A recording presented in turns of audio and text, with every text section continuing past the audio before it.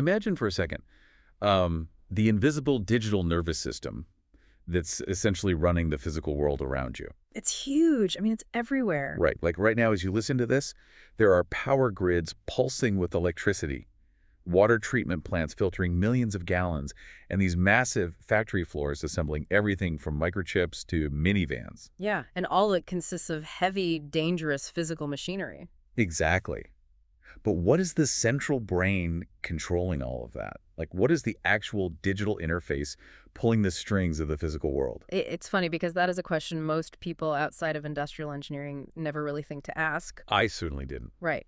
But when you dig into it, the answer points to a single, incredibly powerful piece of technology, one that honestly holds the keys to the entire physical operation. And that is our mission for today's deep dive. We're looking at a stack of cybersecurity threat reports from organizations like OPSWAT, Fortinet, ANSSI, and a few others to unpack something called the Engineering Workstation, or the EWS. The EWS, yeah, it's fascinating stuff.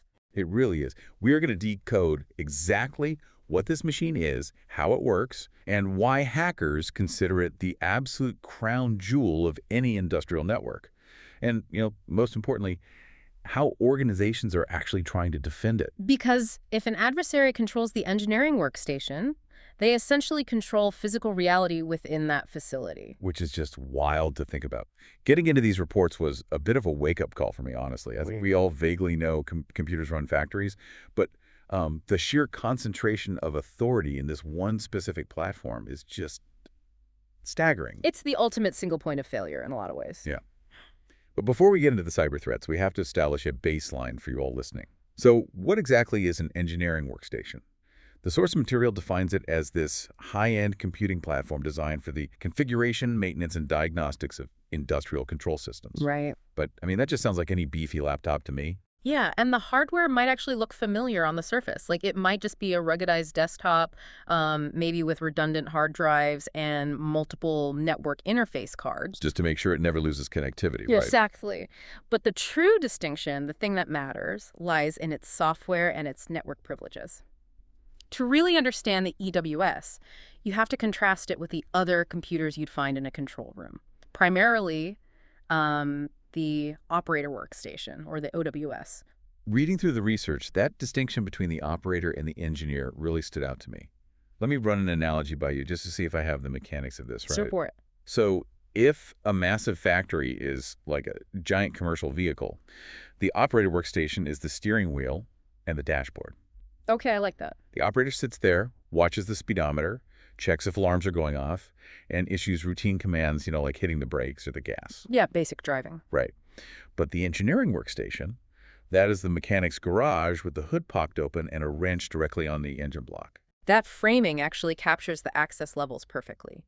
Because the person sitting at the operator workstation, they're totally constrained by the system's design. They can't change the rules. Exactly. They can turn a pump on or off, but they cannot redefine the safety limits of that pump. The engineering workstation, however, is used by automation engineers to actually write, modify, or troubleshoot the underlying logic of the facility itself. The actual code. Right. They use the EWS to program the programmable logic controllers, the PLCs. And the PLCs, those are the rugged little computers out on the factory floor doing the actual physical labor, right? Well, they're the intermediaries, really. The PLCs receive the programming from the EWS, and then they send electrical signals to the actuators. Okay, let's define actuators real quick for anyone who might not live and breathe industrial terms. Good call. So an actuator is basically the mechanical device that translates an electrical control signal into physical motion. So like a motor. Yeah, it's the motor that spins the turbine, or the hydraulic press stamping metal, or even just a motorized valve opening to release pressure in a pipe. Got it. So the EWS tells the PLC what the rules are, and the PLC tells the actuator when to move based on those rules. Okay, so if the EWS is dictating the rules of physical movement, where does it sit on the network? Because, well, if I'm running a power plant, I definitely do not want the mechanic's garage sitting on the same Wi-Fi network as the HR department. Oh, absolutely not. And in industrial cybersecurity, network architecture relies heavily on something called the Purdue Enterprise Reference Architecture Model. The Purdue model, okay. Yeah, it's a structured hierarchy, basically scaled from level 0 up to level 5, just to keep things isolated. But what's the top? Levels 4 and 5, those are your corporate IT networks. So that's email, accounting, public internet access, all that stuff. Okay, and at the bottom? Down at level 0 and 1, that is the factory floor. That's where your physical sensors, your actuators, and your PLCs actually live. So the heavy machinery is at the bottom, and the corporate business is at the top. Where does the EWS go? And this is exactly what makes it so pivotal. The source material places the engineering workstation right in the middle, usually at level 2 or level 3, the supervisory and management zones. It's the bridge. Exactly. It's the critical bridge. It sits just above the physics of the plant, but right below the corporate IT network. And since it sits at that exact junction, translating IT into physical reality, I guess that's what makes it so critical. Oh, totally. Because if you think about a traditional IT cyber attack, the damage is usually confined to the digital realm. Right. Data is stolen, or maybe a server gets encrypted with ransomware. A website goes down, yeah. It's expensive, it's a headache, but it's digital. Mhm. In operational technology, or OT, an attack on the EWS crosses the boundary into physical consequences. Because it controls the PLCs. Exactly. Modifying variables on an EWS can actually alter the chemical mixture in a municipal water treatment plant. Or it could change the rotation speed of a centrifuge until the physical stress literally tears the machine apart. Wow. Yeah, you're no longer just manipulating data, you are weaponizing physics. Weaponizing physics, that is terrifying. But the threat isn't just about causing physical destruction, right? Because one of the most fascinating details I found in the research is that the EWS holds a company's ultimate intellectual property. It holds the literal recipes. Oh, yes. It holds the operational DNA of the company. DNA. If you manufacture a highly proprietary pharmaceutical drug, for instance, the exact timings, the microscopic temperature fluctuations, the specific mixture ratios, All the secret sauce. all of it, it's all programmed into the PLCs using something called ladder logic. Ladder logic. Okay, that is a graphical programming language, right? Like it looks less like lines of computer code and more like an electrical circuit diagram. That's the best way to visualize it, yeah. It literally looks like rungs on a ladder mapping out the inputs and outputs. So like if sensor A hits this temperature, close valve B. Exactly. And the engineering workstation holds the master project files for all of that ladder logic. So an adversary trying to steal trade secrets, they don't even need to infiltrate the corporate R&D servers. Oh, wow. Right. If they access the EWS, they can extract the exact deployed manufacturing process directly from the source. Okay, so if the EWS holds all the project files and tells the PLCs what to do, I have to ask. Yeah. What happens if the EWS just crashes? Like, what if an engineer accidentally trips over the power cord in the control room? Does the entire manufacturing process instantly grind to a halt because it lost its brain? So the reports we're looking at actually provide some vital nuance here because that is a super common misconception. Oh, really? Yeah. The physical controllers, those PLCs down at level 1, they're designed for extreme autonomy and reliability. So once the EWS pushes the ladder logic down to the PLC runs that loop continuously on its own hardware. Oh, I see. Right. So if the engineering workstation loses power or gets unplugged, the PLCs will generally continue running the physical process safely in a steady state. Or, they fall back to a manual control mode for the operators. So disabling the EWS doesn't actually stop the factory? The factory keeps running. The catastrophic danger is not the EWS going offline. The ultimate threat is an attacker taking over the EWS while it is online. Because then they can change things. Exactly. They use its authority to push new malicious ladder logic down to those autonomous PLCs. Adversaries don't want to destroy the control room, they want to sit in the driver's seat. Which explains the massive target on its back. One of the reports highlighted a staggering statistic. It said 30% of all operational technology security incidents involve the compromise of an engineering workstation. Nearly a third. Nearly a third of all industrial attacks route through this one specific type of machine. That's crazy. It is the textbook definition of a crown jewel vulnerability, really, because its fundamental design requires it to communicate with every single piece of physical machinery, making it an incredible security liability. But wait, if you know it's a liability and you know it sits at level 2 or 3 in that Purdue model we talked about, why not just surround it with firewalls? Like, if you put strict firewalls between the corporate network and the factory floor, shouldn't that just block a hacker from reaching the PLCs? Well, firewalls evaluate traffic based on rules, right? Usually deciding what is allowed or denied based on the source and the destination. Right, a basic bouncer at the door. Exactly. But This creates what the security industry calls the whitelist dilemma, because the entire purpose of the engineering workstation is to program the PLCs. Oh, yeah, it has to get through. It has to. The firewall must be configured to allow its traffic through to the factory floor. The EWS has implicit trust, so its IP address and its communication protocols are inherently whitelisted. So if an attacker compromises some random HR laptop, the firewall stops them. But if they manage to compromise the EWS, the firewall just waves them right through because it just sees the trusted machine doing its normal job. They adopt the trusted identity of the workstation itself, and this structural flaw leads to a really specific tactic detailed in the research, which is called living off the land. Living off the land. I saw that phrase. In a digital context, it just sounds incredibly stealthy. Like instead of dropping malware, they're just using the tools that are already lying around. You nailed it. In traditional IT environments, hackers usually write custom malware, they inject it, and they try to evade antivirus, right? Right. But in OT environments, once they compromise the EWS, they don't even need to write a complex exploit to manipulate a physical valve. Because the software to do it is already there. Exactly. They just open the legitimate native engineering software already installed on the desktop, and they use it to change the PLC logic. I guess you don't need to hack the power grid if the software you just gained access to literally has a built-in button to open the main breakers. Right. Why make it hard on yourself? And the sources point out that in major historical attacks, like the ones on power grids in Ukraine or those water facilities, human adversaries often interacted with the control environment directly through legitimate software. Yeah, and the danger really compounds when that legitimate software contains hidden flaws of its own.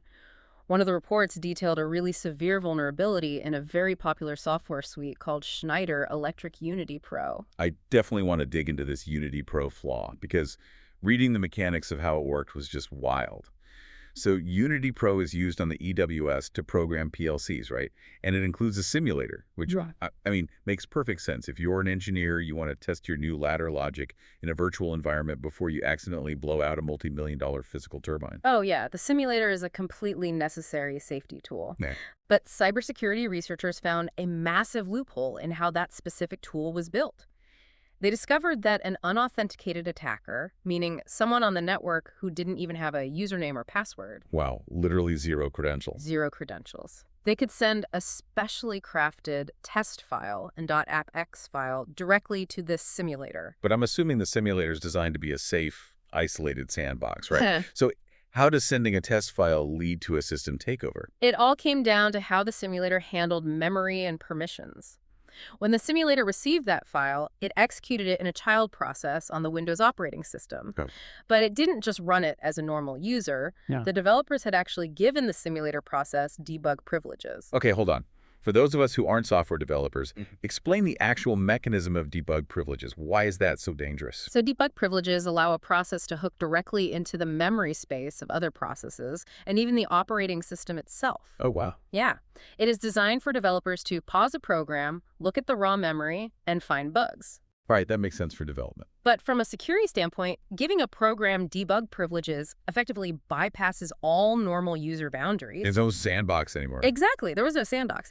So the moment the simulator ran that malicious .apx file, the attacker's code used those debug privileges to reach right out of the simulator, hook into the core operating system, and achieve a total takeover of the engineering workstation. That is insane. But why would developers build it that way in the first place? Was it just a mistake? It's often just a matter of convenience during the development cycle, honestly. Running software with elevated privileges makes it way easier for the software to interact with different parts of the OS without throwing annoying permission errors. I see. So it is very convenient for the engineers building the software, but it is disastrous when that software goes live in a critical environment. Because once the attacker uses that flaw to take over the EWS, they inherit that whitelisted, trusted path to every single PLC on the factory floor. You got it. Okay, so looking at the defense side of things then. With hackers actively targeting the EWS, living off the land, and exploiting flaws like this Unity Pro bug, how do organizations actually secure this machine? Because if you were listening to this and you work in IT, your immediate instinct is probably, well, just install standard endpoint detection, force automatic software patches, and be done with it. Why doesn't that work? The research spends a lot of time on this exact friction point, actually. It really comes down to a fundamental clash in priorities between IT and OT. The culture clash. Huge culture clash. Because in traditional IT, the supreme goal is data confidentiality. If an IT antivirus detects suspicious behavior, the automated response is usually to just quarantine the machine, block the network port, or force an immediate system reboot to apply a security patch. Which is perfectly fine for a corporate email server, right? Yeah. You can afford 5 minutes of downtime. Exactly. But in OT, the absolute highest priorities are physical safety and real-time availability. Right. If you deploy an aggressive IT security scanner on an industrial network, the results can be catastrophic. Wait, really? Just a scanner? Just a scanner. For example, if an IT tool sends a standard network ping, like an Nmap scan, just to discover devices, a modern server handles that easily.